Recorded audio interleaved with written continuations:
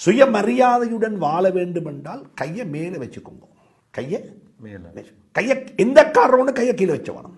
இதுதான் இஸ்லாம் சொல்லி தந்த அடிப்படையான ஒரு பாடத்தின் ஒரு பாடம். ஸல்லல்லாஹு அலைஹி வஸல்லம் ஒரு நாள் மிம்பரில் இருந்து குத்பா செஞ்சாங்க இந்த 3 விஷயத்தை பற்றி.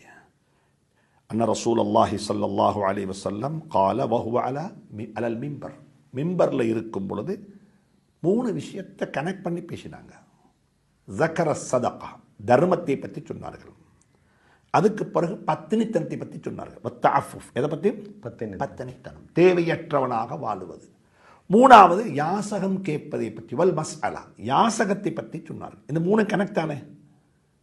ஒருத்தர் சதகா கொடுக்கிறாரு, ஒருத்தர் தேவை இல்லை, இதை விட்டு அல்லாஹ் என்ன பாதுகாப்பானாக என்ற மனோநிலையில் வாழக்கூடியவர்.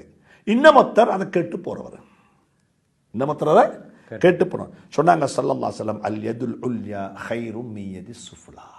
இந்த சந்தர்ப்பத்தில் கையை கீழே வச்சு கேட்டு போவவன் என்ன, அந்த கை மோசமான கை, அந்த கை மோசமான கை.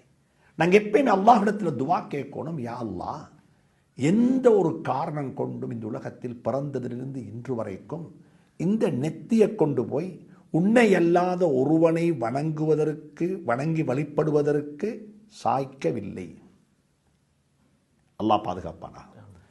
அதே போல இந்த கையை உன்னை தவிர வேறொருவரின் பக்கமாக நீட்டுவதை விட்டும் பாதுகாத்துடுவாயா. இந்த பத்தினித்தனத்தை நாங்கள் என்ன செய்ய வேண்டும், எங்களுக்குள்ள கொண்டு வர வேண்டும். ஹதீஸ்களில் மிக தெளிவாக வந்திருக்குது. ஹதீஸ்களில் மிக தெளிவாக சொன்னாங்க ஸல்லல்லாஹு அலைஹி வஸல்லம், தர்மம் செய்யும் பொழுது குடும்பத்திலிருந்து தர்மத்தை ஆரம்பம் செய்வோம். அதிலே நாங்கள் படிக்கணும். எங்களோட தர்மம் மேலேந்து கீழே வரல, மேலேந்து கீழே வர. பள்ளி கட்டி, மதரசா கட்டி, எல்லாம் கட்டி கட்டி கட்டி முடிஞ்சா கடைசி எங்கே வர்றது, குடும்பத்துக்கு. ஆனால் சொல்கிறாங்க ஸல்லல்லாஹு அலைஹி வஸல்லம், இந்த புகாரில் வரக்கூடிய ஹதீஸ், ஸல்லல்லாஹு அலைஹி வஸல்லம் சொல்கிறாங்க, வப்தா பிமன் தஊல், உங்களோட பராமரிப்பின் கீழ் யார் இருக்கிறார்களோ அவர்களை கொண்டு உங்களோட தர்மத்தை நீங்கள் என்ன செய்யுங்க, ஆரம்பம் செய்யுங்க.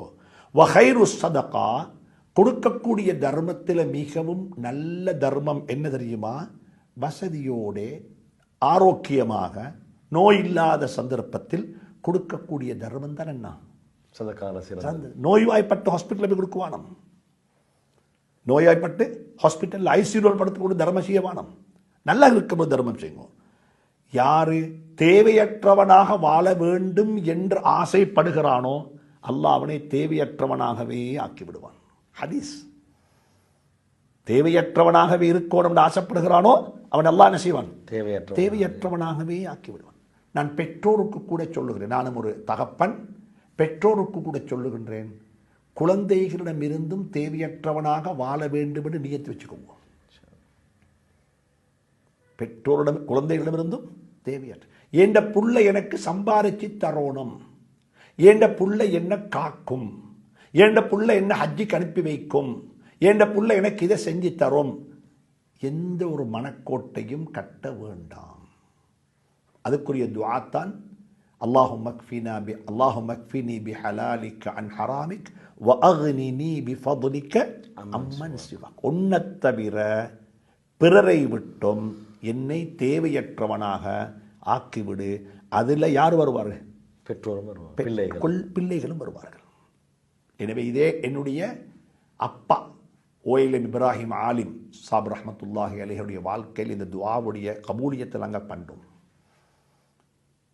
மண்ணறைக்கு போவதற்கு முன்னால் என்னுடைய ஜனாசா எப்படி அடக்கம் செய்யப்பட வேண்டும் என்பதற்கான வழிகாட்டலையும் எழுதி வைத்து விட்டுத்தான் மண்ணறையை சந்தித்தார். கபறு வெட்டுவதற்குரிய கூலியும் கஃன் துணி வாங்குவதற்குரிய கூலியை பணத்தையும் வைத்து விட்டுத்தான் மௌத்தாக இருந்தார். அவருடைய கட்டில் தலானைக்கு கீழே அந்த வசியத் எழுதி வைக்கப்பட்டிருந்தது. இந்த பணத்தை கொண்டுதான் கபறு வெட்டுறவருக்கு என்ன செய்யணும், கூலி கொடுக்கப்பட வேண்டும். இந்த பணத்தை கொண்டுதான் கஃன் துணி வாங்கப்பட வேண்டும். ஆனால் அவருக்கு 10 குழந்தைகள் அப்பொழுது உயிரோடு இருக்கிறாங்க.